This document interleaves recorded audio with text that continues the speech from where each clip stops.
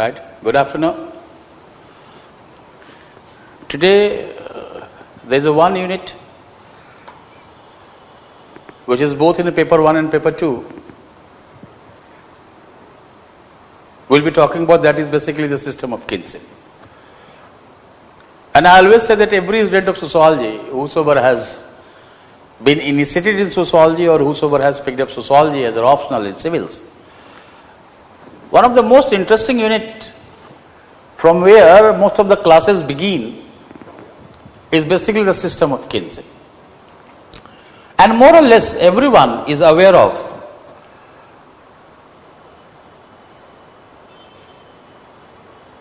the details and the descriptions on the system of kinship.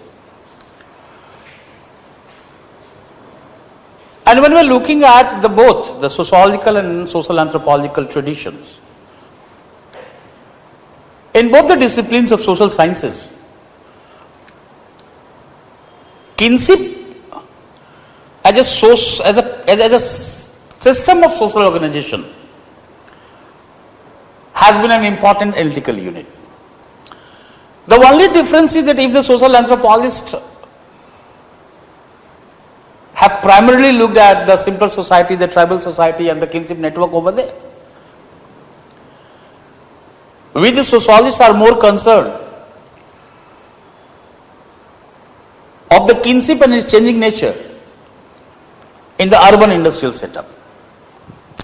However, it is also true that when we are looking at the interdisciplinary or cross studies, today that boundary which we have drawn between the social anthropology and sociology, that is gone. And we the sociologists have also tried to understand the kinship in totality. And thus through the cross-cultural perspectives, not only studying the kinship in the urban industrial society, we have also tried to understand kinship of the other societies as well, other cultures as well. Broadly, conceptually, when the focus shifted to the indigenous theory of procreation, I repeat the word, indigenous theory of procreation,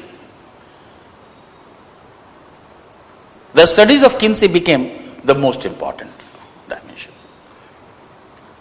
And in this very indigenous theory of procreation, the sociological focus has been there in terms of the relations born out of blood and the relations born out of marriage. The relations born out of blood are called consanguineal, and the relations born out of marriage are called affinal. Thus, whenever you try to approach kinship, that kinship is basically the totality of consanguineal and the affinal relations. In other words, if I say kinship can be perceived as a set of relationship, the relationship born out of blood, consanguinity, and the relations born out of marriage, that is affinity. And the totality of this consanguineal and affinal constitute the prime focus in kinship studies. Almost in every classical writings, the focus has always been there in terms of this indigenous theory of procreation.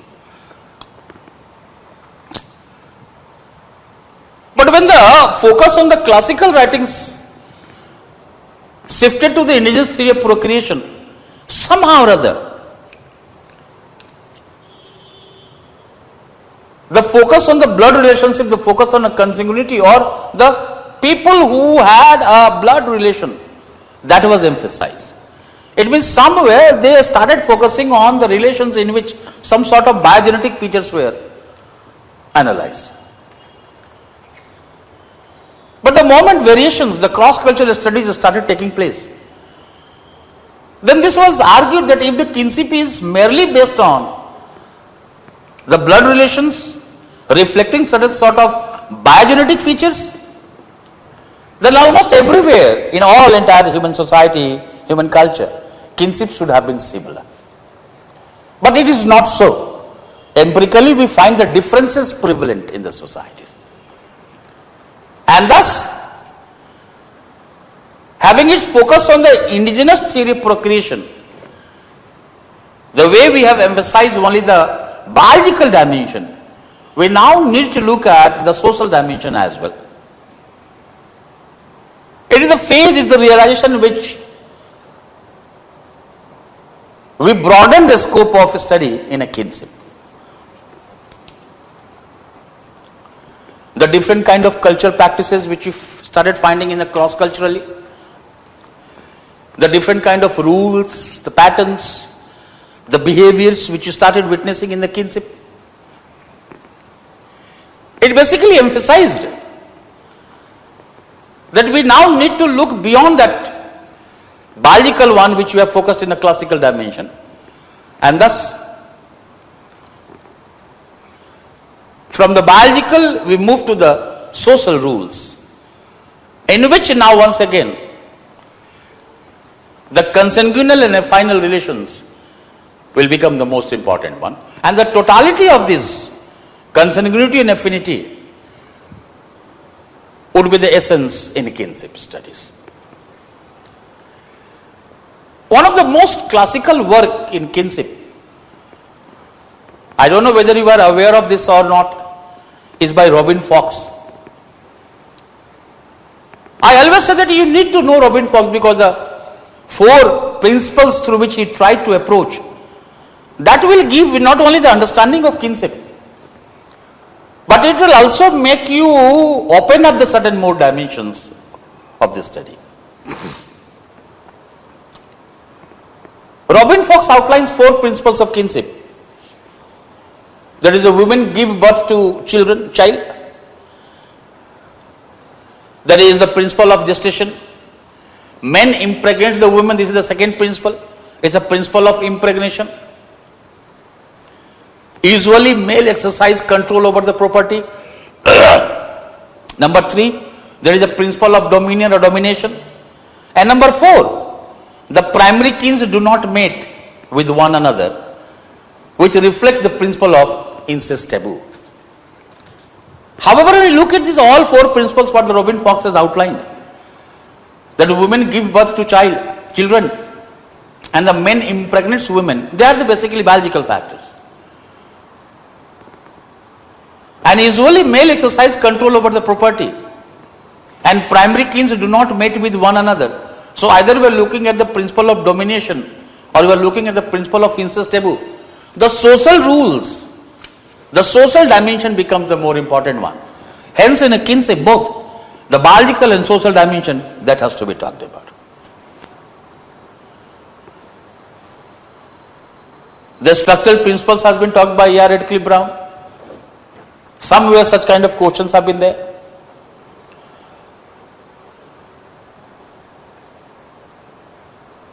Now the first question that we need to raise, that when studying the system of kinship, are we merely concerned of the set of relationship, either born out of blood or either born out of affinity? Or the kinship is more than beyond this relationship? And thus it was argued that the kinship is not a totality in itself unless and until it basically involves within it the patterns of marriage, residence, the rule of inheritance, the membership, the perspective of obligations. These all would become the part in the system of kinship. And only when we have started looking at these parameters, kinship would become a totality in itself.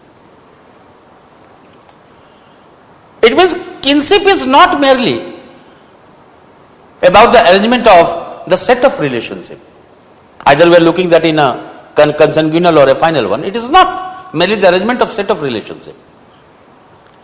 Rather, kinship is a totality that comes with a certain rules and principles, like rules of marriage, inheritance, group membership, rights, obligations.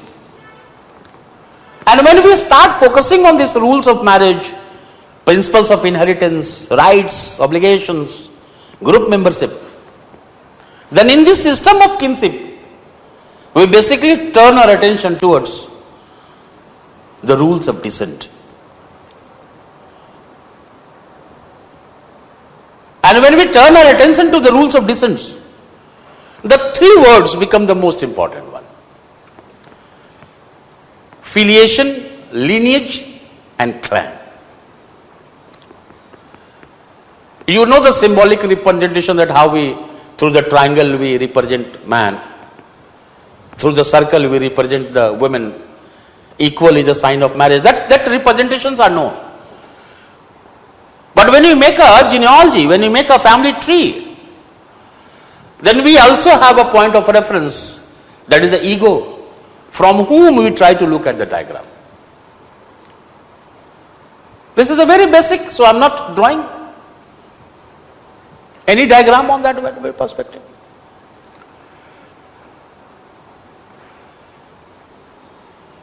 And now when we look at the immediate relationship, that is the ego's relation with his father, between the two generations, the concept is called filiation. So it could be patrifiliation from the father's side, matrifiliation from the mother's side.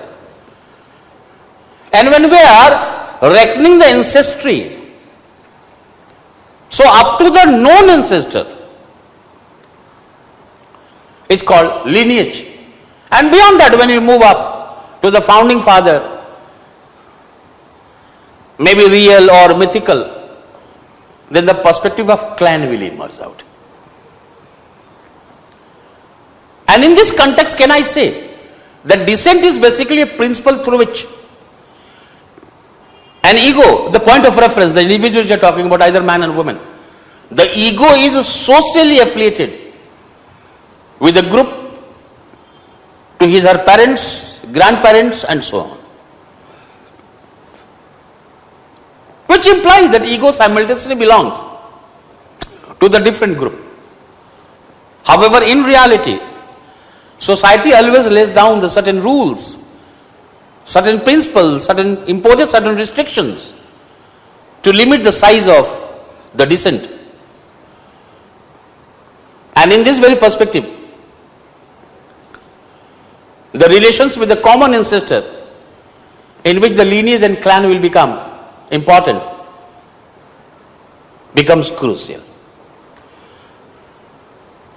Sociologically speaking, descent is basically a corporate group identified by the ego through which he or she reckons his or her real or putative, imaginary relations. Thus, by principle, descent determines the rule of ancestry linking one generation with another. Who will inherit what? Who will marry whom? Who will belong to the group? Who will belong to the descent? Such rules are basically laid down, linking one generation with another, and that way the studies on descent become the most important one. Descent operates on the cultural principles made by the society. And we are all aware of that how, in a sociological perspective, the moment we start looking at the descent, the types of descents, we are more concerned with the patrilineal and matrilineal one. But let me say that when we go deeply, taking the help of the social anthropological perspective as well in terms of the types of descents, we have the 9 types. Sometimes the question comes, the kinship rules and family types and the rules of inheritance, such kind of questions have come out in terms of descent in a kinship. So we broadly divide the descent in terms of unilineal and non-unilineal. Unilineal in a one line, not overlapping. The two classical example of unilineal is patrilineal and matrilineal, that you know about. But in a special case, double unilineal or double descent was considered to be yet another example of the unilineal descent. Then the 2 more was added later on, that is called the parallel descent and alternative descent. It means in unilineal 5, patrilineal, matrilineal, double descent or double unilineal, parallel and alternative or curved descent. In the non-unilineal, 4 are important. That is cognitive descent, bilineal descent, related to the rules of marriage, moiety, other kind of things which will coming out. Bilateral descent, kindred is the best example of that one. An ambilineal one, that is a choice of the individual to reckon his ancestry. So it is basically an ego-focused group. Cognitive is a ancestor-focused group. So which is not in a one line, there is a perspective of overlapping, and that way there is 9 types has been talked about. In which the 2 which you are aware of, which we find mostly in the modern times and particularly in the modern society, where the sociologists are more concerned of, is basically patrilineal. Let me give you a few lines in a patrilineal one. Patrilineal descent is also called agnetic descent group. It is a corporate group in which a person reckons his ancestry through father line or male line by going back to the common known or common male ancestor. It means patrilineality could be viewed as a form of social organization in which male line is pronounced, though, mind my line, though females are also the part of patrilineality, but by principle after marriage they move out to their husband's patrilineality called viri-local form of residence. Viri is a Latin word through which we find about it has been used for male. So it is a viri-local form of marriage. Traditionally, by principle, the inheritance norm is in a male line, and son inherits the property from the father. Though we have now started witnessing a change in the modern times, that how with the enactment of laws, amendments, the daughter can, the woman can also inherit the property from the father. And the women also enjoy the right to inheritance. But traditionally when we look at, it was the son who inherited the property from the father.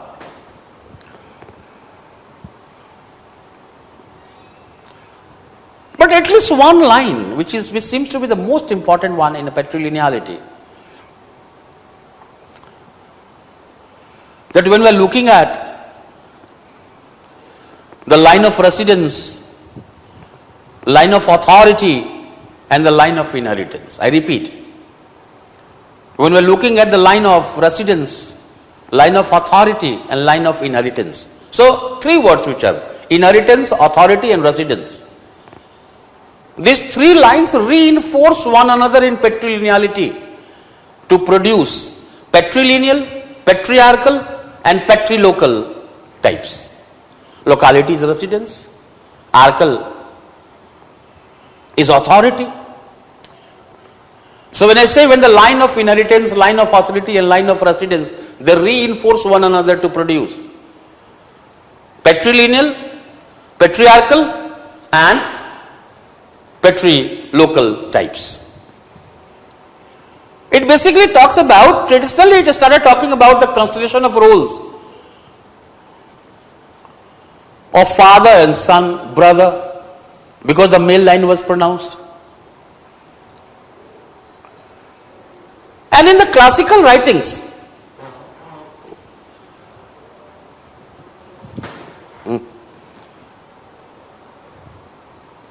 apart from the patrilineal, the thing which was basically established, that opposite of this is a matrilineal descent, and matrilineality was basically in the classical writings was considered to be mirror image of patrilineality. However, the debate also emerged that whether matrilineality could be taken as a mirror image of patrilineality or not. But sociologically speaking, in terms of the kinship, in terms of the descent, that matrilineality is also a lineal descent in which the ancestry is reckoned through the female lines. Thus, by principle in matrilineality, female line is pronounced and daughters inherit the property from the mother. After the marriage, the brothers or the husbands come to stay. Brothers move out of their matrilineality to their wife's matrilineality, which is basically opposite to the virilocal, is called ixori for the female, ixorilocal form of marriage. Similar to the certain rules which we started looking at. But when the different societies, different cultures were studied, and the volume of the sociological work increased, then the way in a classical writing matrilineality was reflected or was described as a mirror image of patrilineality, that was debated. The cross-cultural variations started making it that there is no one uniform form in the practice of matrilineality in and around the globe, in the human societies of the world.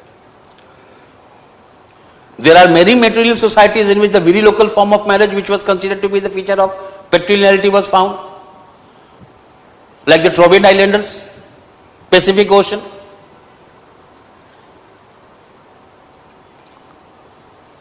And the way in a patrilineality, the line of inheritance, the line of authority and line of residence reinforce each other to produce patrilineality, patriarchy and patrilocality.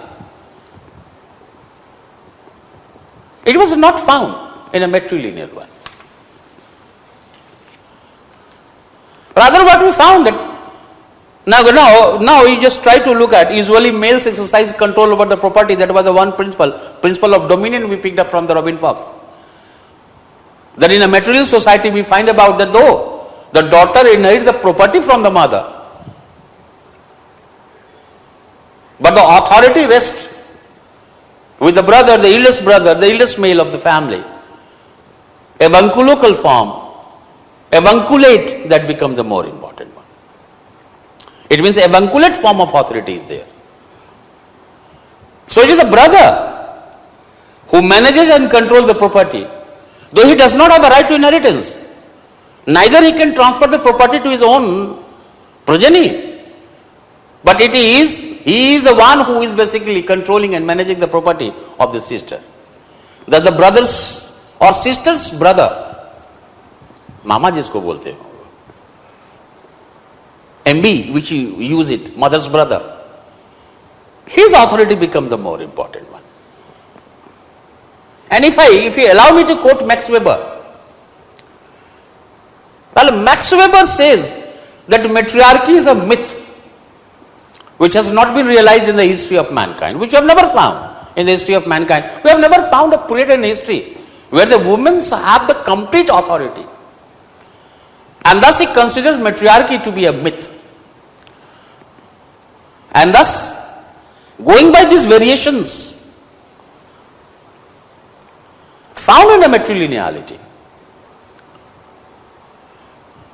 Audrey Richards coined the phrase that is called matrilineal puzzle. So I am just giving you the passing reference in terms of this one. That a deep kind of analysis will not be there. Once matrilineality was considered to be a puzzle, Robin Fox provided solutions to this in terms of the four that keep all the members of matrilineality together, in which the Nayars of Kerala, Ashanti of Ghana, such kind of examples could be found. That is called Nayar solution. Number two, keep the male members of the matrilineality together and disperse the female, that is through the virilocal form of marriage. It is called the Trobriand solution. And keep female members of matrilineality together and disperse the males, with one exception, that the eldest brother would be not going out Rather, he has the right to marry and bring his wife to his matrilineality, since he is the brother manager. Thus, this is Yao of Malawi, Africa solution. And disperse all the members of the matrilineality all together. That is called Cochiti of New Mexico solution. So, 4 examples which I have given: Nair solution, Provinder solutions, Yao of Malawi solutions, Cochiti of New Mexico solutions. It means these are not only the types, but out of these solutions, the variations in the matrilineality could also be witnessed. Daryl Ford, with his work on the Yako of Nigeria, he basically came out with another unilineal example that is called double descent or double unilineal one. Capoon, Yazimfert in a patrilineal and matrilineal known that how one inherits the immovable property from the father side and immovable property from the mother side. So that way, unlike that of patrilineal, matrilineal, where only one line was pronounced, another was left, in a double unilineal, both the lines were recognized. In 1975-1976, Jen Seffer, with her work on the Saha of Colombia, came out with a parallel one, in which the son inherited the property from the father and the daughter from the mother. So that way, yet another unilineal one example came out, is called parallel descent. From the Nama Hottentots of Africa, we find it another example in which the son inherits the property from the mother and the daughter from the father, and thus it was basically in some of the writings, it was termed as alternate or curve descent. So mostly in terms of unilineal one, even if we could talk about patrilineal, matrilineal and double descent, that will be fine. And in a non-unilineal one of the best documented example was the cognitic, in which both the sexes, male and females, trace their ancestry from a common ancestor without any difference. And thus I said that cognitic is an ancestor focus group, which could further be there in terms of unrestricted, restricted, pragmatically restricted. Yet another type of the non-unilineal is a bilineal one, which is basically related to the rules of marriage. It's a combination of double descent and dual organization. So you are aware of the concept phylactery, the clubbing of the clans, cluster of clans. And when this phylactery is divided into 2 equal halves, for the certain purpose of marriage, for example, if you say, they are called moiety. Moiety is a French word which means equal half. So you might be aware in a kinship in terms of the term phylactery and moiety. So bilineal is another example related to the rules of marriage. Bilateral is basically the third type. I said the kindred is the best example. Kindred is those set of relatives who have a common presence in every familial functions of yours, like either it be birth, marriage, death. These are the common. We might be finding whether some relatives are always common. You might have seen it. This is the bilateral one. And ambilineal is a ego-focused group in which reckoning of the descent is twice of the individual, which could either be patrilineal, matrilineal or both. So this way, these are the 9 types in which your major focus should be. Patrilineal, matrilineal, double descent, cognitic is the one which you might have gone through. But if they ask you family types and the rules of descent or inheritance, then remember that all the 5 which you talked about in unilineal in terms of patrilineal, matrilineal, double descent, parallel and curve, they are basically related with the patterns of inheritance, the rules of inheritance. So you need to quote the 5 types. Just give the passing reference. Describe these 2 in detail and just give the example that another type of inheritance could be found in a double descent parallel and a curve one. So once this descent has been done, then we also talk about a certain kind of changes which you are finding about. I said the kinship is not merely about a set of arrangement of relations, but related with the certain rules within which the rules of descent came out. And with these rules of descent, a certain kind of behavior, obligations, rights, they were also talked about. And thus, kinship terminology has also come out if we talk about the Morgan's perspective in terms of classificatory to descriptive. The certain sort of cultural practices, the kinship usages came out in terms of joking, avoidance, avunculate, imitate. Imitate, which is basically talking about the authority of father, sister. COVID. So these were the certain kind of kinship usages. But when we started looking at the change, and more precisely when we started studying the urban and industrial society, primarily as a rule we find about the preponderance of the nuclear family. It means the range of kinship tie is decreased. When you look at the rural society, we look at the tribal society, we have the broad range kinship. But in the urban industrial society, this broad range has decreased, given way to the narrow ranged kinship. Very limited number of relatives are there. The rules of marriage have changed. Now we are also witnessing the change in inheritance. And when we are guided by the certain limited kind of relatives, so most of the relatives of us we do not know.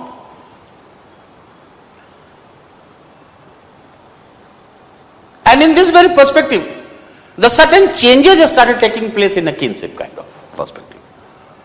But whatever the question which may come out in terms of the changes in kinship, do remember one line of mine, that changes in the system of kinship does not take place in days. It takes generations in terms of the change in the system of kinship. It takes years, decades. That change cannot be counted in a days. And precisely whom to marry, how to marry, despite we living in urban industrial centers, the certain rule of descent in terms of inheritance, in terms of the marriage, the group membership, they are still very evident. That very kinship reflects its own significance. So sometimes you will be finding about the question in terms of kinship as a social capital, that how any migrants or any one people comes out, or how the kinship becomes very instrumental in terms of you settling down, getting a job, reference, and other kind of perspective. So if such kind of questions comes out, then you look at on that very perspective.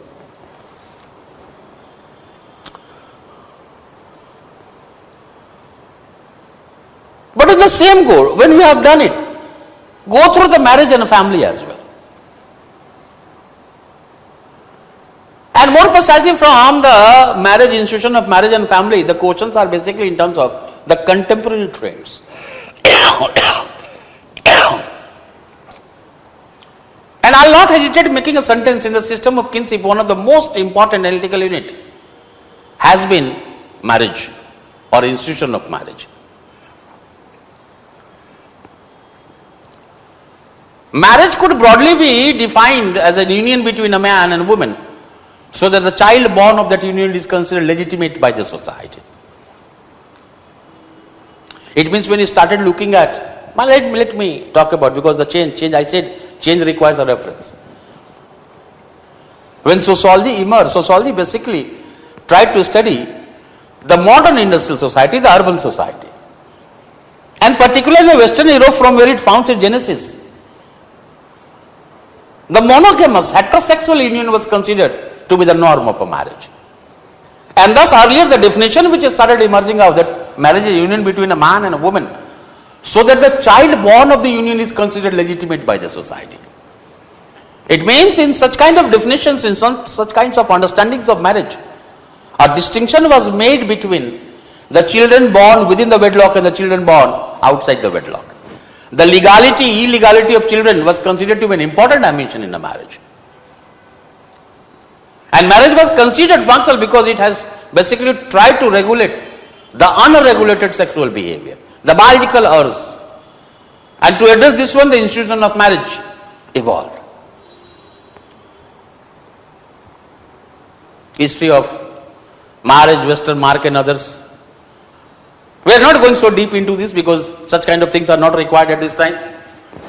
That when in the course of history, institution of marriage might have come out. But there has been a period which was called agamy. Agamy is absence of marriage. And then the gamus, the marriage that has started taking place. But the point which we are talking about in sociology, where the focus was more on urban industrial society, we focused not only on the monogamous heterosexual union between man and woman, but we also talked about the legality and illegality of the children born within the wedlock and children born outside the wedlock. But as sociology grew, as the Western society started coming in contact with the other societies, the different forms and practices started emerging out. And one of the major type of marriage which the Western society came to know was a polygamy. Poly means many, gamy is a marriage. In a polygamy, we will be talking about the two types, polyandrous. Poly means many, andro means male. So when a female marries two or more than two males, the polyandrous one. And when a man marries two or more than two women, polygynous one. But when the Western society came in contact with the Eastern society, the other societies, and when they found the prevalence of polygamy, it was basically referred to as an ethnographer's curiosity. The society which has considered only the monogamous heterosexual type, now it is witnessing the polygamous kind of one. So in the early works, the polygamy was considered to be the ethnographer's curiosity. But slowly and gradually, the two forms of marriages that we started looking at, basically in terms of the monogamy and polygamy. And thus, the moment polygamy, which became part of the studies in a marriage, in a sociology of marriage, the definition also changes. And how the definition changes? So if the marriage was viewed as a union between man and woman, or various combination thereof, living in a together in sexual relationship with expectations of procreating of offspring. But in all this, the scope of incorporating the polygamy was also included with the various combination thereof. Marriage was viewed as a social bonding that was recognized by the society between two or more individuals who will involve in sexual relationship, have the cultural approval, will indulge in economic cooperation, and there will be legitimacy of children.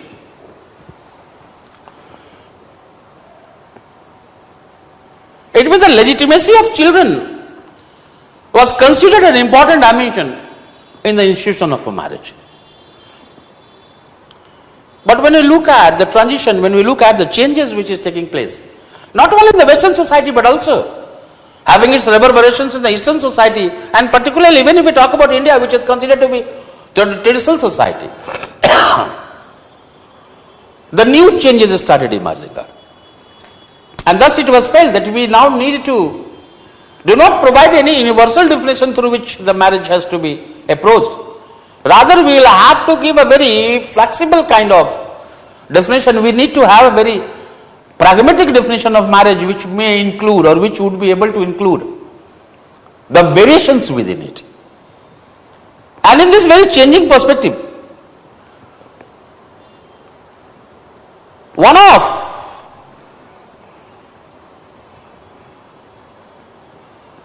the major type that started emerging, or the major focus that shifted, was on homosexuality.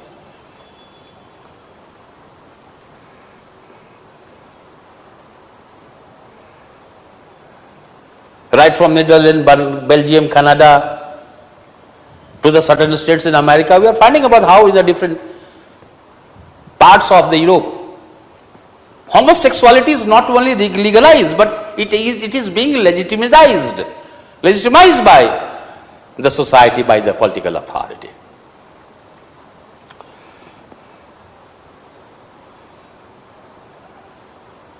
And heterosexuality, which was considered to be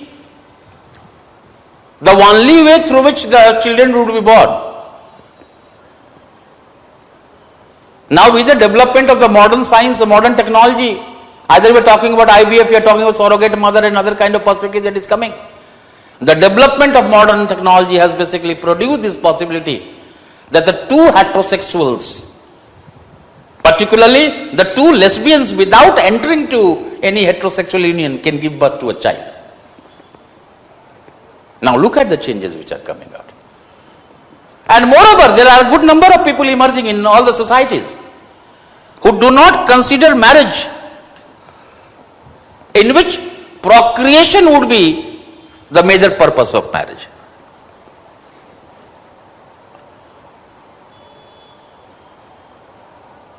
That the children born out of that union would be considered legitimate. Now there are many people who do not consider that procreation or giving birth to the progeny is the prime purpose of marriage. So apart from the same-sex marriage in terms of homosexual lesbianism, this very changing notion, attitude, behavioral pattern. But at the same time, the way the cohabitational or living relationship that started emerging out, in which the two adults, without solemnizing the marriage rituals, they start living together, entering to the sexual union, giving birth, living like a husband and wife. These all attracted the attention of the contemporary sociologists. And thus, apart from the monogamy, polyandry, polygyny, the sociologists also turned their attentions to homosexuality, lesbianism, the live-in relationship, cohabitational relationship. And that was the very scope of the study in a sociology of marriage that widened. Let me give only two lines so that you can understand. The way the legality of children and others has been focused in the analysis of marriage, there has been yet another perspective in the sociology of marriage, that is called alliance theory. You will know that why I talked about in terms of the Indian sociology when I was talking about. It was basically propagated by the French structuralist Claude Lévi-Strauss. It reflected basically the notion of ritualization and renewal of the relationship, in which Claude Lévi-Strauss highlighted the exchange theory in terms of direct and indirect exchange. The sister exchange, marriage with the mother's brother's daughter, marriage with the father's sister daughter, and that way this exchange of the women, exchange theory, that was basically highlighted in terms of direct and indirect one. So in the direct, the sister exchange, in which there was no distinction between MBD and FJD. MBD means mother's brother daughter, FJD means father's sister daughter. But there seems to be a distinction in terms of the mother's brother daughter and father's sister daughter, the cross cousins. You are aware of cross cousins.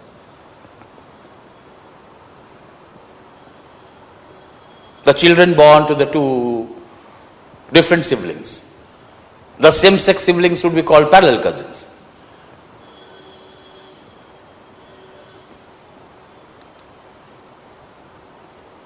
Then siblings. So we are talking about in a cousin too, distinction is made between parallel and a cross cousin. So in a mother's brother daughter marriage and a father's sister daughter marriage, in a indirect types we made the distinction between these two types.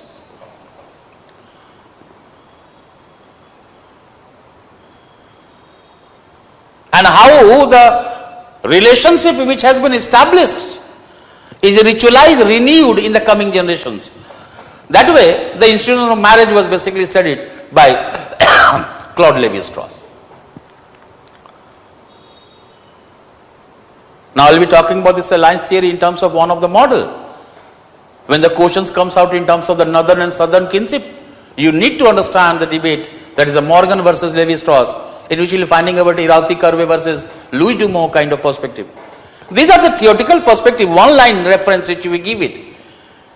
It makes your answers more sociological. It makes the examiner to know that you understand sociology. वही नहीं पढ़ा है, you know, you have given, you have labored hard to understand what sociology is all about. I'll be talking about this alliance theory. That's why I gave the reference here. That the way in a marriage the legality of children was basically talked about. No. The focus also shifted in the sociology of religion to talk about that how through the marriage the relationship between the two families has been established. How this relationship once established, in the coming generations it is renewed. That will become the part of the exchange theory, in which the direct and indirect exchange has been talked about. And today, the focus is, once again I am saying the focus has shifted to the contemporary changes. Either you talk about in a same-sex marriage, you talk about the demands, increasing demands of LGBT community and other kind of some sort of social recognition which is emerging in the Eastern society as well. The cohabitational and the live-in relationship. Alright. And basically it was said through the cohabitational relationship, the live-in relationship, that without performing the marriage rituals, without solemnizing the marriage rituals, the two adults on the basis of their own decisions, they can live together, they can enter to the sexual relationship even they have given birth to a child. And thus, in a sociological literature, with the studies on the live-in relationship, cohabitational relationship, yet one idea, one hypothesis that was propagated, that marriage is basically losing its ritual significance. Is marriage losing its ritual significance?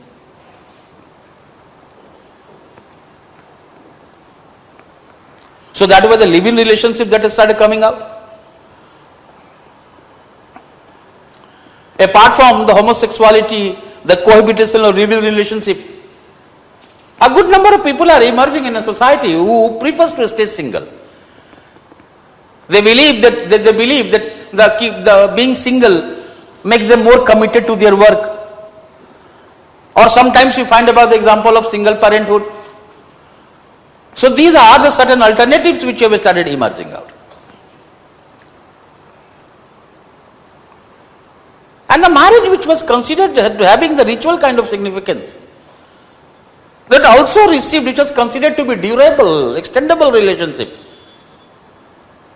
The institution of divorce is yet another phenomena what the modern sociologists are studying. And many of the works are attributing that how the incidences of divorce has increased with modernity. So one of the negative consequences, one of the consequences that is affecting society is basically the institutional marriage due to the modernization.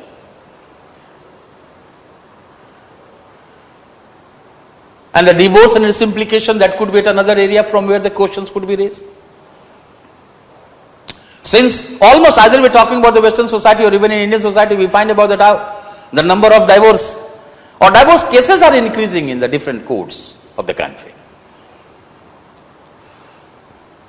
And this study of the rising incidences of divorce has made many sociologists to remark the divorce attributes separation of marriage with the religious ethos. देखना बेटा ऐसा question है. So live-in relationship में divorce में, that religious ethos is gone. I remember one line which has struck my eyes, that particularly in Hindu marriage, which was considered to be sacrament, 7 जन्मों का, it is the relationship of 7 generations or 7 lives.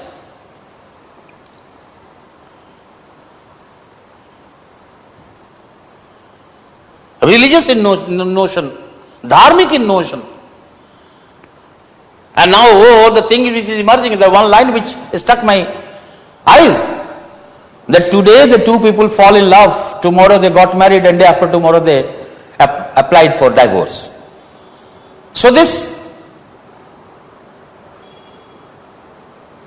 extended, long-lasting, life-lasting, the ritualistic ethos, that is also breaking in the Hindu marriage as well. And thus coming, we are saying that in terms of the divorce, the very religious ethos are decreasing, are being challenged. The factors like changing values, increasing individuality, emancipation, impact of radical feminism is also there, modernity, all have affected the institution of marriage. Colin Gibson, C-O-L-L-I-N-G-I-B-S-O-N, Colin Gibson attributed modernity as a factor that has increased the conflict between the spouses. But when you look at the divorce and its implication, you just try to analyze the divorce and its implication holistically, not merely from the two individuals who have separated, the husband and wife who have separated, but you also talk about that how divorce affects the children's, and more precisely those who are the dependent children, the young kids. It does not provide the proper socialization. So when you talk about the divorce and the implication, talk about the entire. Open up the variables. Divorce, which is a legal separation. But you all be agreeing that before the legal battle begins in a divorce, as a common feature you will be witnessing that husband and wife who will be entering to the social separation. Altering the friendship, the common friends will be altered. So social separation begins earlier. Legal separation is the last one, from where they are completely separated. The distribution has been done. Who will keep what, how the alimony will come out, where the child would be there, who would be getting the visiting rights of the child. This legal separation, before the legal separation, the social separation takes place.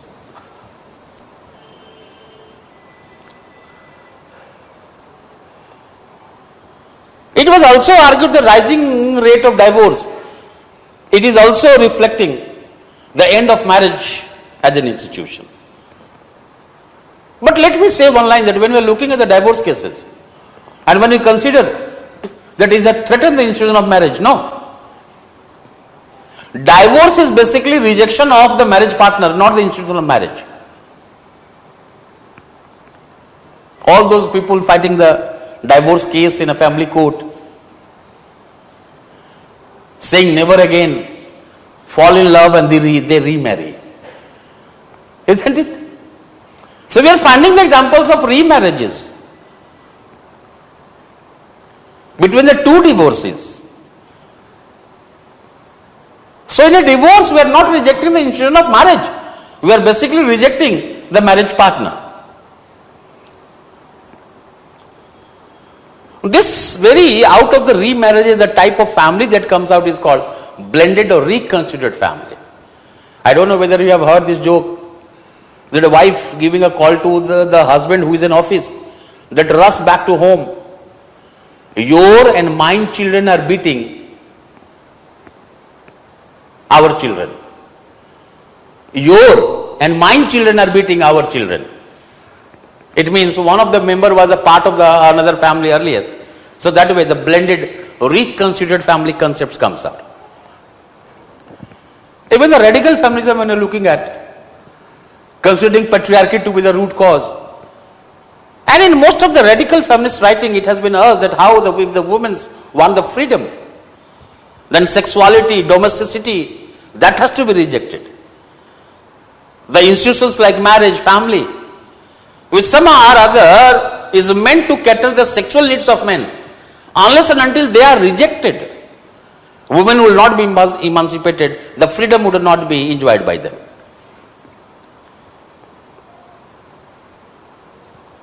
Barbara Muller, the marriage seems to be legalized prostitution, such kind of very radical statement that started emerging out. Charlotte Parkin Gilman argued that women would not be liberated until they are free from the domestic mythology of home and family that keeps them dependent on men. German Grier, you might have gone through, opines that sexual repression of women cuts them from the creative energy that women need to be independent and fulfill themselves. So one of the factors that has affected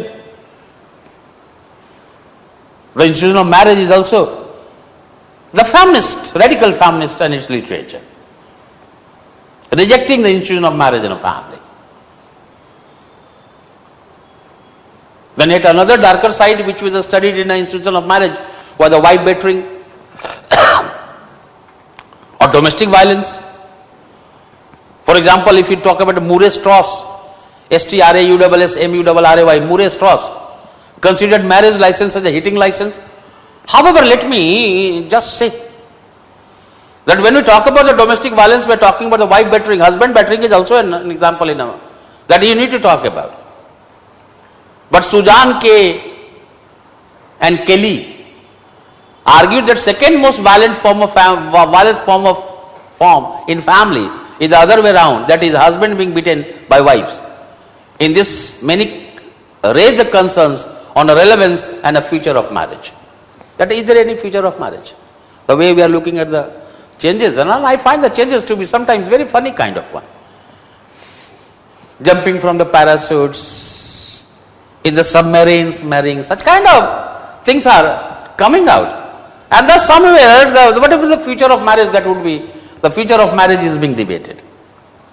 But at least Jessie Bernard, Jessie, Jessie, B-R-N-A-R-D, Jessie Bernard, future of marriage. She argues that we need to focus on marriage in future rather than future of marriage, since till date a large number of people in society have a faith in the sanctity of a marriage. What would be the future of family? Forget it. Our focus would be marriage in family. And by the time a large number of people would be believing in the sanctity of institution of marriage, it is here to persist. And that way, the newer forms which are coming out in a marriage, so you pick up right from the homosexuality to the live-in relationship to the staying single parenthood. You talk about all these types.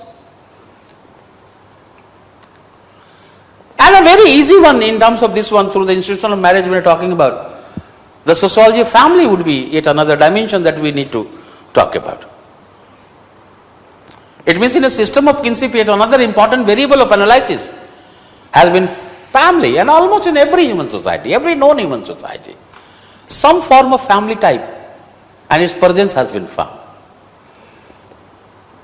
Thus sociologically, family could be considered to be a miniature of the society. Since in almost all human society, we have found some form of family and its presence. Family is one of the oldest and the most basic institution found in past and in present society. Though in a contemporary sociology of family, debates have emerged. Controversies surrounding family that have emerged. Question on the relevance of a family, the darker side, the future of the family, all are being raised and debated. But let me say that despite all the debates surrounding the family, its types, its losing relevance, the darker sides, the fact remains that family persists. Variations could be witnessed. Since there is a diversified human culture around the globe, even in the same society, by looking at the Indian society. So the variations could be witnessed. And variations could be looked in terms of its forms and functions. We need to study the family, marriage, with this changing variations or with the different forms and the variations. It has always been said that the institution building in human society begin with the family life. And so that's why this is basically a miniature of the society.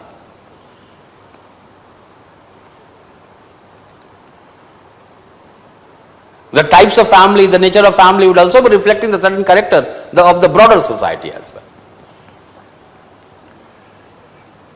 Now, sociologically speaking, how to approach family? Family consists of two or more people related by consanguinity, affinity, or by adoption, in which the members live together for extended period, share economic resources and care for the young. Though its form and functions may vary, it shows variations, and therefore we need to understand it in totality, and we also need to look at the changes taking place. And these changes could broadly be looked in terms of a structural and functional. A structural arrangement of parts, types of family structure, and whatever the functions what the family used to perform earlier, what are the changes that have emerged out. So when the questions on changes in a family comes out, pick up the structural and functional change. Questions could also be there in terms of the impact of industrialization or modernization on family. Right from Talcott Parsons to Anthony Giddens, so many works will be coming out. Some questions has been there merely from the scholars, and more precisely there are questions from the Talcott Parsons perspective in terms of the nuclear family in a modern time. So the impact of industrialization and modernization would be that another important variable to study when we are talking about the sociology of family.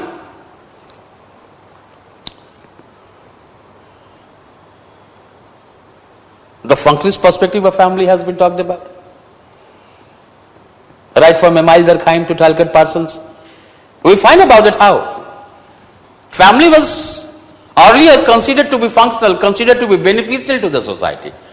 So the functional importance of family was highlighted. But particularly from 1960 onwards, the critical perspective in the studies of family began. And with this critical perspective, the way up to the 1960s the family was considered to be functional, beneficial institution, that was doubted, that was debated. No one has till 60s have ever questioned the importance and benefit of family. But from 1960s onwards, the Marxist, the conflict perspective, the psychological perspectives, the feminist perspectives, they all started looking family from the different other variables. And thus, broadly when we are looking at the theoretical perspectives, so apart from the functionality, the functional perspective, the Marxist or conflict perspective emerged out. You might be aware of the works of David Cooper, that how family becomes an ideological device in the class society. Edmund Leach, that the parents fights and the children rebel. Marana Woods and Kathy McAfee assert that the Pethite dictatorship of male could be witnessed on the wife and the children of the family. David Lang talked about the psychological crisis in the family. However, with the modernistic hypothesis, the focus shifted on cohabitational and its institutionalizing form. There has been yet another work, Fogel and Bell, emotionally disturbed child as a family scapegoat. So it means if they had asked the question of theoretical dimensions, pick the functionist, talk about Durkheim and Parsons,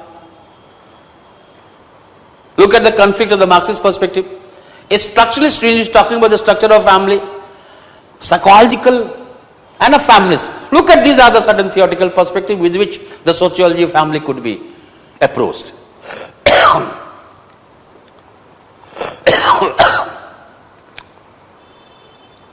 The way from 60s, the sociologists started critically introspecting the sociology of family. They also focused on the modernization, increasing modernization, individualism. And in this way, the newer insight to the sociology of family started emerging out. So once again I am saying the theoretical perspective comes out, talk about functionalist, Marxist conflict perspective, critical psychological perspective, structuralist perspective, feminist perspective, and modernization hypothesis. These would be theoretical dimensions. Today the contemporary sociologists are focusing on the changes within which the impact of modernization and industrialization on the structure and function of family is a major concern. I'll just take 2 minutes and I'll begin that one. Let's begin that one. I said the questions which are there in terms of the theoretical perspective. Look at the changes. Look at the scholars. Recently the question which has been asked was basically from in terms of the practices of the family, that way the questions have been asked. So the certain scholars, the moment you look at it, you just prepare a list. And time and again I have said that if there is any problem, just call me. 9810571079 is my number. So you can always call me or drop the message, so that if I am in the class, usually from 8 to 9:30, every day I sit down and I look at all the questions which have come out, the students who send it to me. So I call them, I talk to them. So that is the time where I am just going through all these works before I go for the dinner and others. So in between 8 to 9:30, you just call me, so that if the problems are there, I can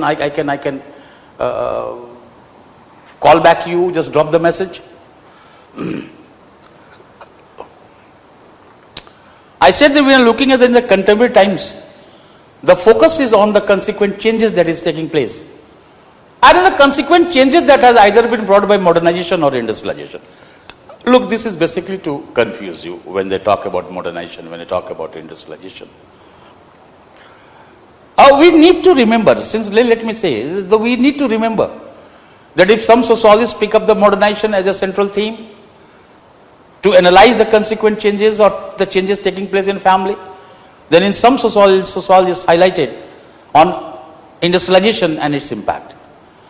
However, the fact would remain that these processes, either we are talking about modernization or industrialization, they do not follow singular course of line in all societies. That way the critical analysis will begin. And these processes are not fixed, rather developing.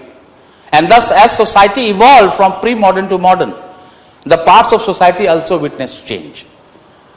For example, if agrarian or feudal societies were tied to the extended family, then industrial capitalist society seems to be associated with the nuclear family, and thereby reflecting its connectivity between economic change and the structure of the family. If I give you the old work, the classical work, Lawrence Stone, the noted British historian, he analyzed the 300 years of Western history and accounted the changes from medieval to modern form of family. That is, from the broader extended family to the nuclear domesticated family and its evolution. There is no denying the fact that industrialization or modernization has brought pressure on the family structure and its functions. The extended family has given way to the nuclear family. And in the modern times, there has emerged so many alternative institutions which have taken over the functions of a family which was otherwise earlier, which was performed by the family. So when you look at the churches, daycares, kindergartens, the market, hospitals, church, recreational centers, the new alternative institutions are emerging out. That is called a structural differentiation. But despite this one, the sexual gratification, reproduction, socialization of the young, these are the three primary functions is still done by the family. So this way you just talk about the functional changes, and in the structural changes we talk about from extended to the nuclear, nuclear to subnuclear, staying single parenthood. So that way the structural changes are emerging out, and in this we will be talking about. But when we are talking about the impact of industrialization, one of the important work has been by the American sociologist Talcott Parsons, who argued that isolated nuclear family is a typical norm of the modern industrial society. Mind the word, it is structurally isolated because it does not form an integral part of the wider system of kinship. Though there are social relationships between the members and the kins, but the relations are more a matter of choice rather than binding obligation. Due to structural differentiation, the alternative institutions which have come out, the nuclear family has lost its link with the wider kin group, as the newer alternative institutions have evolved, specializing in fewer functions, implying that there has emerged a connectivity between isolated nuclear family and economic system in a modern society. Industrial economy, now Parsons is saying, industrial economy, what does industrial economy demand? It demands, the industrial economic demands have led to the greater geographical mobility, making people to move to different areas, consequently leading to the evolution of the nuclear family. That is, the nuclear family, according to Parsons, has adopted itself very well with the demands of industrial economy. Now this is the one work which from where the certain questions have been asked. However, equally when we are talking about the impact of industrialization, yet another work is by W.J. Goody, The World Revolution and the Family Pattern. Though he argues that the process of industrialization is bound to bring critical pressure on the traditional family structure, as it increases physical and social mobility, which separate individual from the wider kin groups. You talk about the changes in the kin group, changes in the family, you talk about.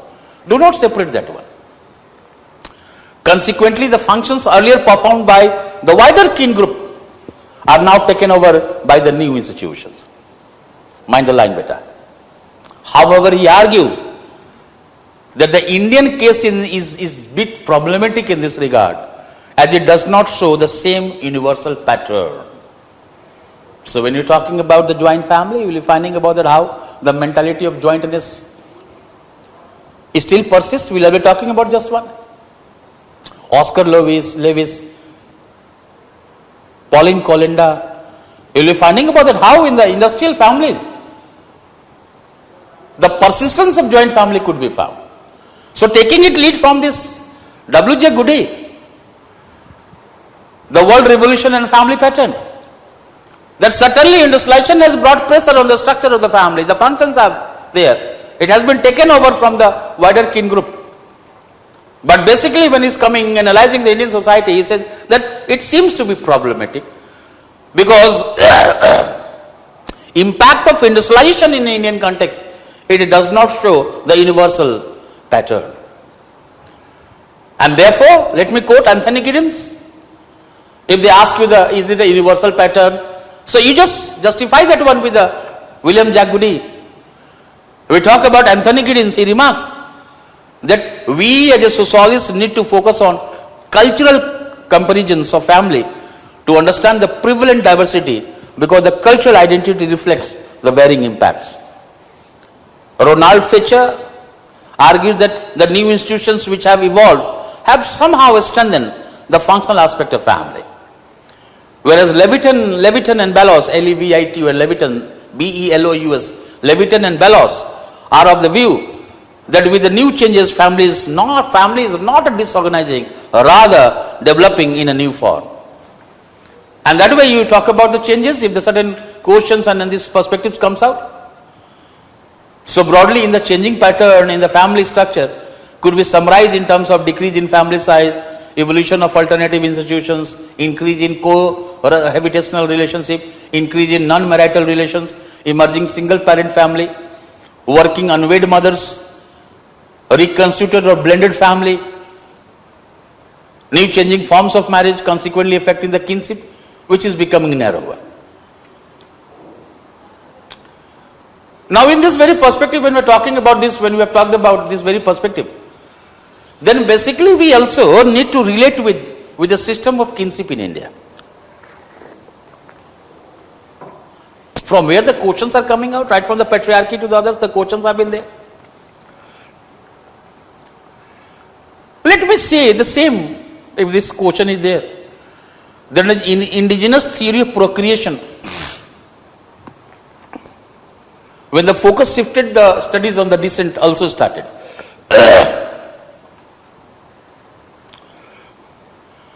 However, when you are looking at the Indian kinship, the different perspectives have emerged in the study. One of the earlier perspectives to study the Indian kinship system was basically interlinkageal approach.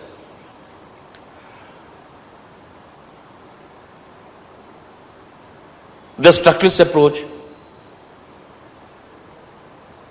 Right? The Marxist approach will also be coming out in terms of the institution of marriage and a family. But one of the oldest perspectives that emerged out was basically interlinkageal approach. Use of the sacred scriptures on the text in the study of kinship. However, if I make a line, that when we look at the social structure of India, can I say that the social structure of India is greatly influenced, shaped, controlled by the cultural principle? And thus, when the non-Indian and Indian sociologists focused on the indigenous theory of procreation, the studies on descent system began, in which the kinship was approached as an arrangement of set of relationships born out of blood, consanguinity, born out of marriage, that is affinity. Alright? So the same definitions which you have talked about, you just pick up from there, biological to the social one in terms of. In the studies of system of kinship, when we talked about the filiation, when we talked about the lineage and the clan, now here in the studies, you might be aware of that how the Vans, VNSH Vans or lineage, which is an extension of family, is a unilineal consanguineal group whose members trace their ancestry from a common and a real known ancestor. इसको lineage बोले थे, उसको यहाँ वंश बोल रहे हैं बेटा. और जिसको clan बोले थे, यहाँ गोत्र बोल रहे हैं. So you may have the lineage versus gotra, Vans versus gotra. However, let me make one line. That in a clan, the way we had focused on the biological relationship, particularly in India, if I could quote G.S. Gurye, we will be talking about that one in the coming days in terms of interlinkageal approach. And there I will be quoting that line, but I am using this line since we are talking about the system of kinship. That the gotra relationship is not merely biological, but it is also spiritual. Now look at the difference. The moment we start talking about the clan, we basically talked about the clan in a biological dimension. So when we talk about the gotra, we are basically talking about the biological as well as spiritual one. The two Dvijas, how they adopted the gotra of their teacher in the period of Acharya Kul Vasanam. And in this very perspective, we find about that once they adopted the gotra of their teacher, the Brahmin teacher, then this relations, understanding of the gotra is not biological, rather it seems to be spiritual. How this name of the gotras in India has been named after the Saptarishi, and how the gotra members consider themselves to be related to the one another, and consequently all deemed to be the fictitious relatives. Gotra in India is universal, beta. And it is the sense of unification and division.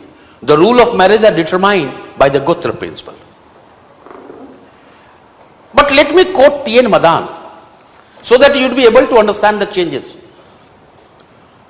In Indian context, T.N. Madan argues that separation from lineage, once we are talking about, takes place is a gradual process. The natural exchange are relinquished. Whenever there is a marriage, we invite and other kind of things. We send some gifts. So natural exchange is relinquished. though sometimes under protest or mutually expected reciprocity, in which the one's relations are broken. Even though there is a lineage cooperation, could be witnessed. And if you say that sometimes we find about how the link with the lineages or the ones is broken, but the principle of exogamy related with the ones is not relinquished. If lineage relations are related with time and space, then Gotra relations endure time and space. Apart from the Vans and a Gotra in India, some studies has been there in terms of feminal kins, F-E-M-I-N-L, feminal kins, that is the relations born from the women's side, like the side of mother, sister, wife, daughter. They are also important in our perspective. When you talk about the perspectives on the studies of kinship, then the two perspectives seems to be the more important one.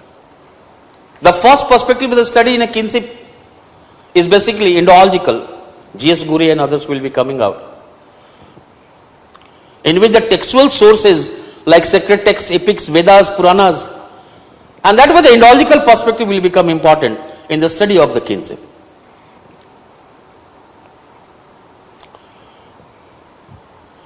Whereas the second perspective is basically ethnological or ethnographic one.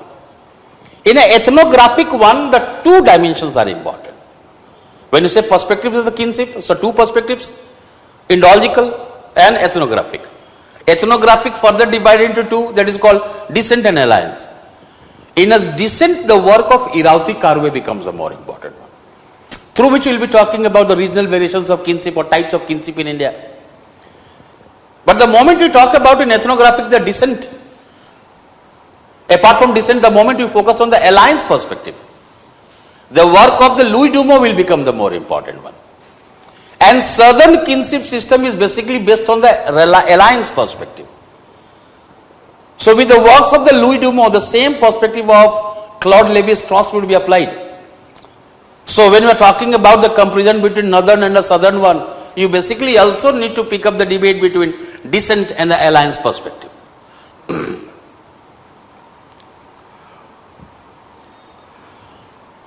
In an Indo-logical one, the work of G.S. Gure is more important one, though H.M. Kapadia, P.N. Prabhu, Irauti Karve have also contributed to the Indo-logical perspective. And I give you one line. In an Indo-logical perspective, Gure in his book Family and Kin in Indo-European Culture and two Brahminical institutions, Gotra and Charan, provides a comparative analysis of Indian and European culture for kinship in which we find similarities. He argues that diversity in India gets an integrative medium from the wave of kinship system. He focused on the behavioral aspect of kinship through text, and he argues that Gotra and Charan are the categories, two categories of the kinship on which people's status is based on. These categories were given by sense of Gotra and Charan. Though he also argues, G.S. Gure argues, that Gotra and Charan are the two important pillars. But it is not necessarily that descent in India has originated from consanguineal alone, rather also from a spiritual aspect in which the teacher-student relationship becomes important. Hence, it is necessary to understand kinship on the symbolic meaning based upon biology. I repeat, hence it is necessary to understand kinship based on symbolic meaning, or to understand kinship on the symbolic meaning based on or based upon biology. From ethnographical approach, the descent and alliance perspective is highlighted. In descent perspective, the works of Irauti Karve is very significant, in which she adopted the model of L.H. Morgan, who has analyzed the kinship terminology through the linguistic terminologies in terms of classificatory to descriptive. So Irauti Karve in her kinship organization in India argued that particular specific literature of social grouping reflect a social relationship with social institutions. She divided the kinship system of India in 4 types: northern, southern, western, and eastern. However, Louis Dumo, by applying the structural principle of perspective of Claude-Lévi-Strauss and his alliance theory based on repeated exogamy, mind the word, repeated endogamy, not exogamy, repeated endogamy, and thus alliance and difference between cross and parallel cousin, was applied to study the kinship system in southern India. Though in some of the works, the cultural perspective of David Snyder was highlighted, and that was the base of kinship is culture rather than biology. And David and Burnett, they have basically applied the David Snyder's approach in the study of the Indian kinship. So we talk about the types. From here you just talk about the Indo-algical, ethnographic further divided into descent and alliance. In a descent you will be talking about Irauti Karve, having been influenced by the linguistic classification of L.H. Morgan. And when you talk about the alliance theory, you talk about Louis Dumo, apply that in a southern society, which seems to be influenced by the Claude-Lévi-Strauss. So the repeated endogamy. So we talked about in endogamy, I said about that when we are talking about the marriage alliance theory, that how the relationship which is established is renewed, ritualized in the coming generation. So there seems to be repeated endogamy. There seems to be difference between parallel and a cross cousin, which will be applying in a southern kind of perspective. And that way the features will be coming out, divide that in another, the Indo-European Sanskritic type in the state of UP, Bihar, West Bengal, Assam, Punjab, Haryana, Jammu and Kashmir. The kins junior to ego are addressed by their names, seniors by their kinship terms, a clear distinction between patrilineal and matrilineal. So you talk about the certain perspectives. But do not forget, if the question is there in northern and southern types, do not forget to mention the descent versus alliance perspective. So when we talk about the marriage with the mother's brother, marriage with the father's sister daughter, marriage with the mother's brother daughter, then you are talking about the repeated endogamy. You are basically talking about the relationship which has been established. How in the coming generation that is being ritualized, renewed. So that way the southern types will be talking about the alliance theory and do provide, answer the glimpses of that very perspective. The southern type is the Dravidian type in the southern zone of Andhra Pradesh, Tamil Nadu, Karnataka and Kerala.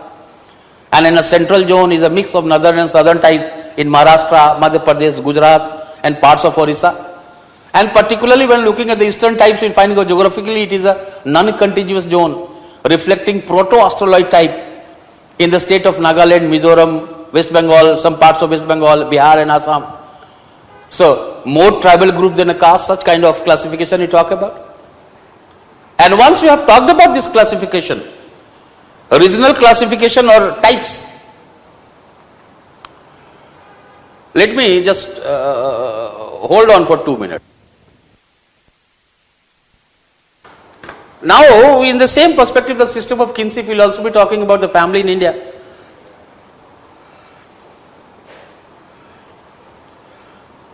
And sociologically we are talking about, I am not talking much on the joint family and other kind of perspective. Household dimensions has been there. These are the basic concepts which you might be aware of. You just try to approach the sociology of family in India from the certain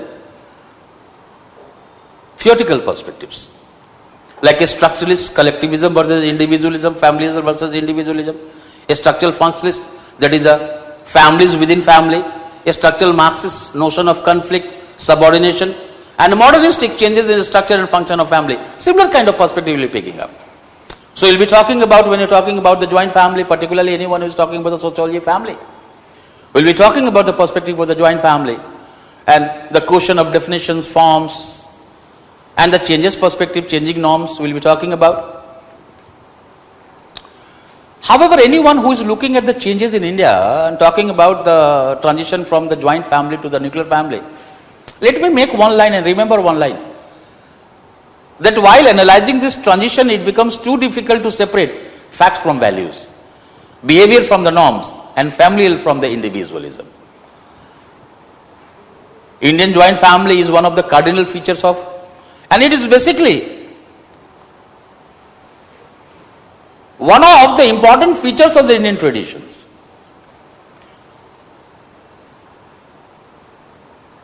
the concept of Indian joint family, which what we understand, the joint family, is basically a product of British colonial administrators' approach.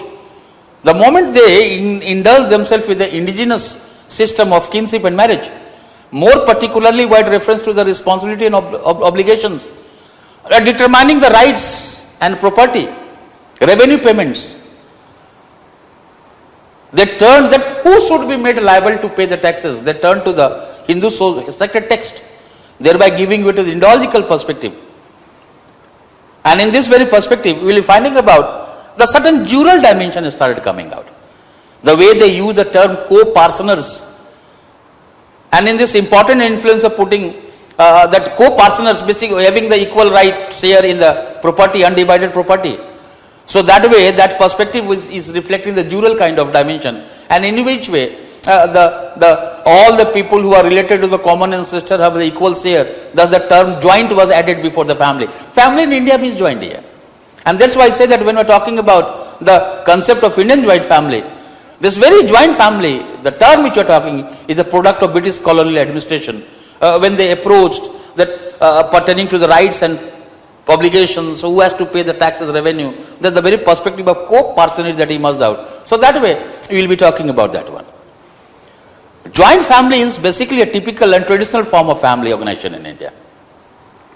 An important influence of putting Indian joint family in the map of comparative family studies goes to Henry Maine, who was the law member of the Council of Governor General. And from there you pick up the certain features of the joint family, the Indological legal perspective, cultural nationalism, that how it has been viewed, how joint family has been viewed as a unifying civilizational ideas. And then you just pick up the structural functions perspective in terms of the fieldwork dimensions, the families within immense universe will come out. So, look at the features like generational depth, and then talk about the members of several generations of living together, people living under same roof, taking the food cooked in the same hearth, Karta as a head of family, undivided property, ritual corporateness. These were the certain features. But with his work on the IP Desai, with his work on Mahua in Gujarat, argues that today it is not possible for all to live together. Take food from the same hearth, as industrialization and urbanization have made people to move to the different locations. However, he argues that even if the people fulfill obligations despite distance, it should be considered as a joint family. Despite 60% of people living in nuclear family, 95% have the joint family mentality. Talk about the MS Gore, though recognize the dysfunctional aspect of family, argue that people still prefer joint family due to better sense of security and economic advantages. Oscar Lewis, Pauline Colenda, just I said, write that India, among business families, the presence of joint families could be witnessed. Thus, unlike the Western depictions or projections that industrialization bring pressure on the structure of unit family, cannot be fully established in the Indian context. K.M. Kapadia, with the observations of the Navsari in Gujarat, argues that despite living in the urban centers, the relations with joint family has not been broken. So you can just say that joint family as such is not declining, rather the cut-off point of jointness is declining. Alright, the cut-off point of jointness has decreased. And you also could talk about that how from the joint family could give way to the nuclear family, and there is also a possibility of jointness in the nuclear family. That way, the certain continuation could be talked about. Talk about the factors, household dimension of the family in India, in which we are talking about AMSA. Alright, so you need to make the difference between the kinship and residence. Alright, so the family concept broadly refers to the primary group comprising husband, wife and children.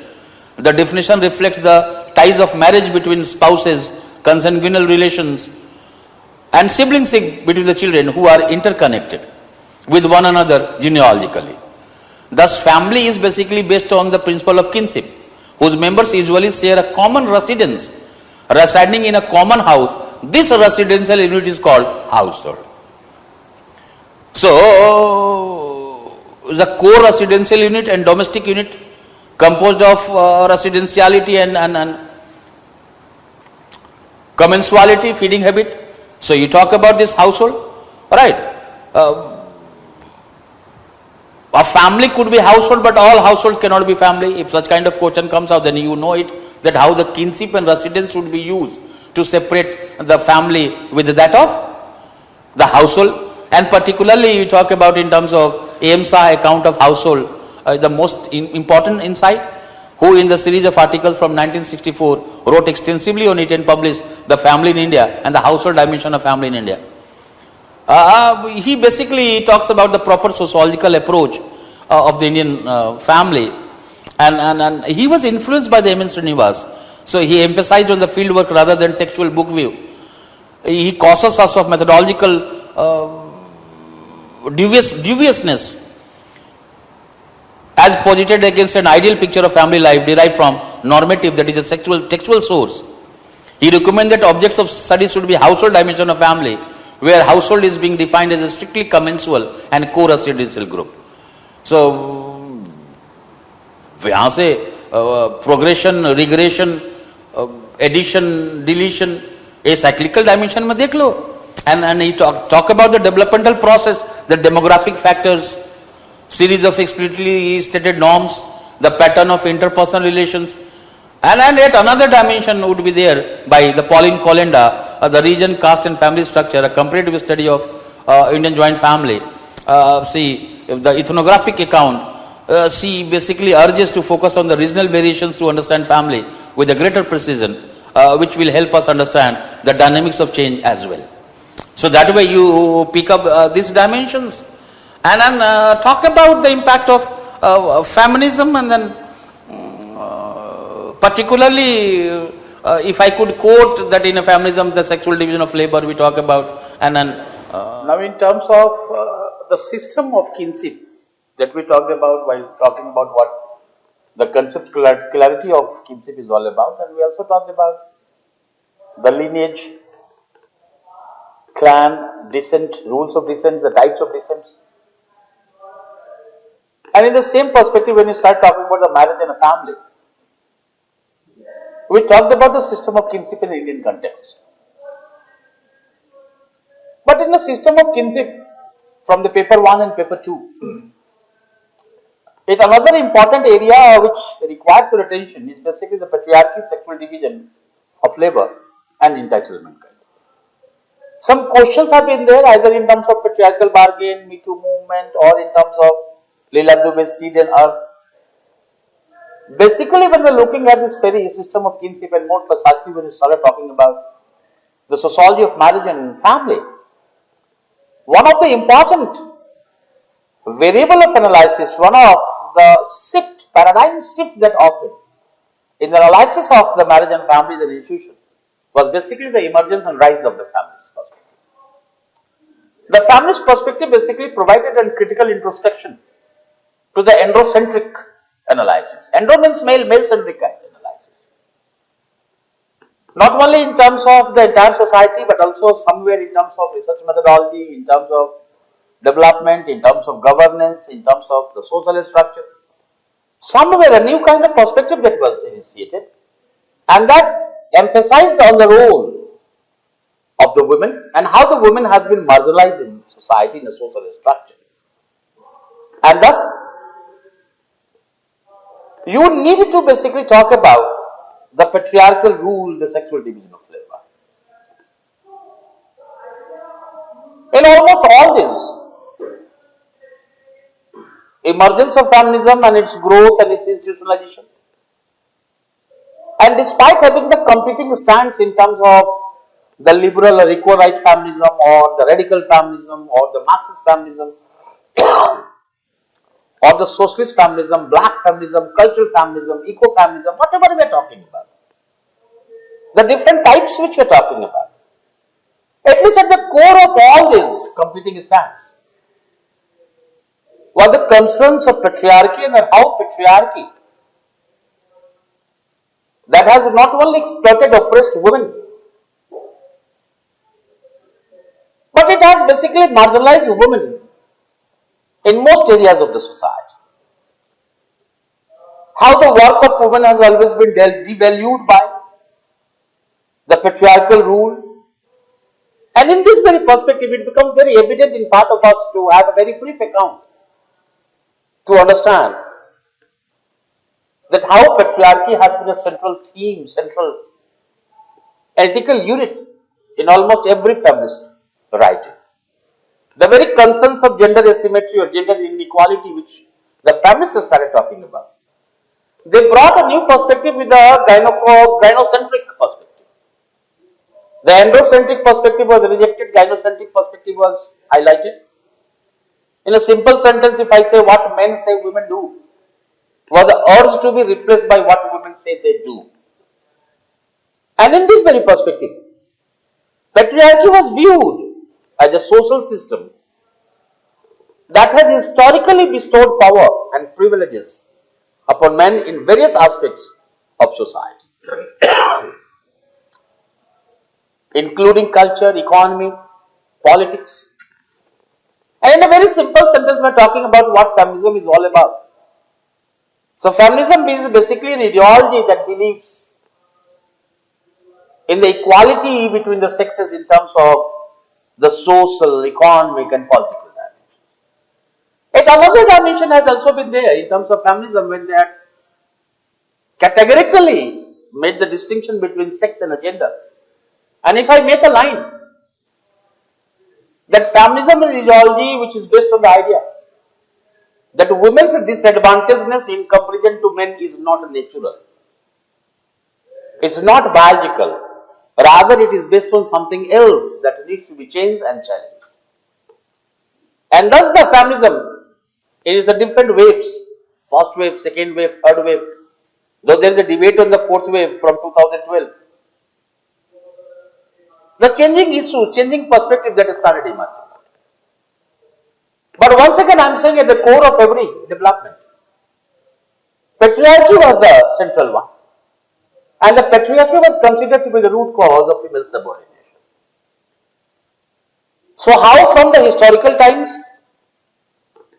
patriarchy has basically given power, bestowed power more to the men. Either we are analyzing socio-cultural aspects or we are analyzing the economic aspect or the political aspect of society. That how historically the power has been bestowed upon the men. Privileges have been enjoyed more by the men.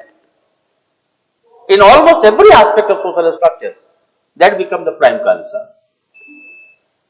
Patriarchy was viewed as a male dominance,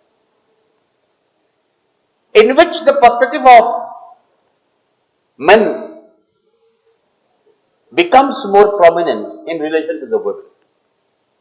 Thus, if I could quote Sylvia Walby, she writes that patriarchy is a system of social structure and practices in which man dominate, oppresses and exploit women.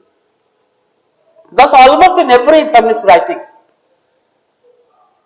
the conspiracy generated by patriarchy or the patriarchal construct was raised, in which the ideology of sexism, which was upheld, which was provided a certain kind of explanatory device through patriarchy, that was challenged.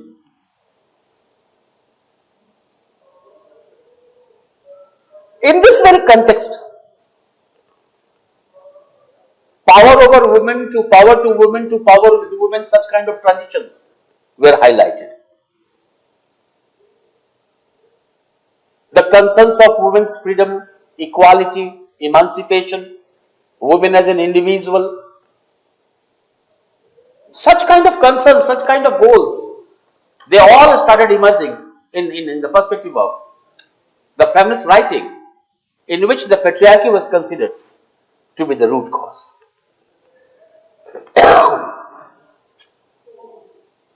The disempowerment of women, devaluation of her work, and how patriarchy has basically led to this disempowerment and devaluation of work, that was targeted, that was emphasized. However, we need to remember that when we are talking about the evolution of patriarchy in human society, it reflects a dynamic historical process in which agriculture, land ownership made it more visible. It is basically said that earlier some sort of egalitarianism was prevalent But as the society evolved to the agricultural mode, the male domination became more evident. And the kind of culture that was created related with this agricultural mode of production, it manifested the ideas, customs and social behavior promoting gender inequality. And in this perspective of gender inequality that was promoted, patriarchy manifested the authority of males over women. The patriarchal culture not only ordered gender relations, but also the division of labor, and some sort of justifications were provided for this sexual division of labor.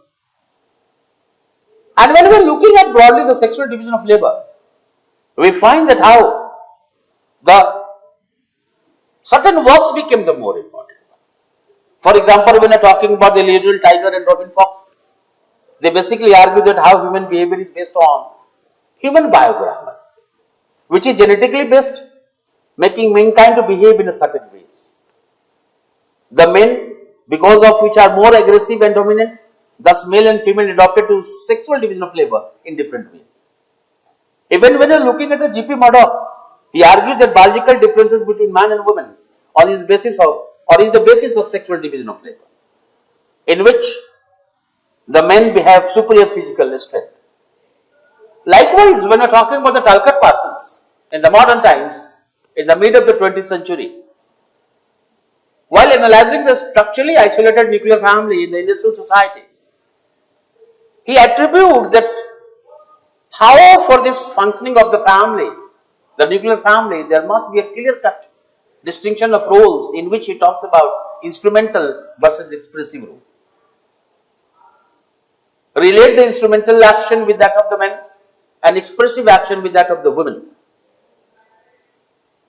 Not only here, when you look at the John Bowlby, he also provides the maternal deprivation theory by arguing that it is essential for the infant and young child to experience women's intimacies or intimate relationship with the mother, implying that genetically based physiological need for close and intimate mother-child relationship, it means the division of labor is the sex-based. Though N. Oakley, if you could remember some names, N. Oakley argues that division of labor based on sex is not universal and there is not any reason why it should be. Human culture are diverse and endlessly variable. They are creation of human intervention rather than invisible biological forces. It means gender roles are cultured and not biological. And that's why in the writings of Patricia Hill Collins, we find about that we need, or the women needed to have the self-understanding of the patriarchy and the conspiracy of men against the women to construct their own reality. Two works here become the more important. One work is by the Sherry Ortner, is Women to Men is Nature to Culture, where she symbolically related women with that of the nature and men with the culture. And culture conquers nature, and thus way somewhere the male and female relationship, gender relationship was basically symbolically explained. This is the same perspective that we need to understand here. That when we are looking at this question has been asked twice, that when we are looking at this very perspective in terms of the Indian context, we find about the work of Leela Dubey, and who in her work has used the metaphor of seed and earth symbolically with men and women. The concept of seed and earth highlights the importance of both biology and culture in shaping gender roles and relationship in society, particularly the rural Indian society. She has also talked about it when we are looking at the South Asian context in general and Indian context in particular, we find about the prevalence of pervasive patriarchal ideology. Thus, the use of the seed and earth metaphors is basically trying to focus on not only the biological aspect but also on the cultural aspect. Leela Dube's work also provides a framework for understanding the cultural construction of gender, that is, gender roles and power relations particularly in a rural Indian society and beyond. Her work also serves as a critic to the ways in which gender inequality is perpetuated through cultural beliefs and practices. See, by associating men with seed and women with earth, highlight that how the society perpetuate the idea that men are active dominant force while women are passive and subordinate. And thus, in this context in her writing, it becomes very evident that how patriarchy grooms and organizes the gender relations and inequality. That's similar to that of the Seri Ordinate, the work of Leela Dube comes out. And in this very perspective, you basically need to talk about it how there has been work of the Denise Kondiati in her paper that is Bargaining with Patriarchy, within which she has talked about the patriarchal bargain. The work enters deeply into the intricate dynamics of women's roles within the patriarchal society. The concept throws light on the decisions women make in such societies, and decisions often derived by a desire to search the benefits associated with their gender. The concept patriarchal bargain describes the strategies women employ to gain a greater degree of security and autonomy within the boundaries of their sex-based operation. In the same perspective, there has been a question in a Me Too kind of perspective, the emergence of Me Too movement raised by Taruna Burke in 2006. Even in the Indian context, we will be finding about. And in the same perspective, we talk about that varying entitlements. That if I quote one line of Leela Dube, that how the women's right or her own children is denied due to the patriarchal conspiracy, due to the patriarchal ideology. And thus we will be finding about that how the socially sanctioned rights and the perspectives of entitlements related with the patriarchy that reflect certain kind of asymmetric relationship. So that way, the certain questions could be raised from there. And in this very perspective, patriarchy, sexual division and enlightenment, that has to be talked about. So you talk about in terms of the production and production relationship, and in which we talk about how the entitlement is there. But do also talk about the changing nature of the entitlement, because now when we are talking about in patriarchy, I said it that when we are talking about the patriarchy, traditionally when the son inherits the property from the father, through the enactment of law, the new kind of changes in the legal systems, we have found that how the women or the daughters have also got the right to entitlement. So they have the right to inheritance. So such kind of changes you start talking about. But more or less somewhere, this very patriarchal ideology still continues, devalue the work of the women's, and in this dimensions, you just speak of the certain works which I have talked about. So that way, the patriarchy, sexual division of labor and entitlements could be done. Thank you.